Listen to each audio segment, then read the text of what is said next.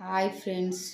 Ruby ruby ruby ruby వేసిన చిట్టి గారెలు, ఉప్పు మిరపకాయలు, ఆనియన్స్, టమాటా చట్నీ ఇట్లా నంచుకొని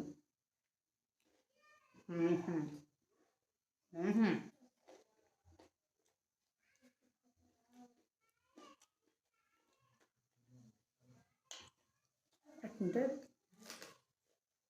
అబ్బా ఏం మస్తు ఆకు వేది.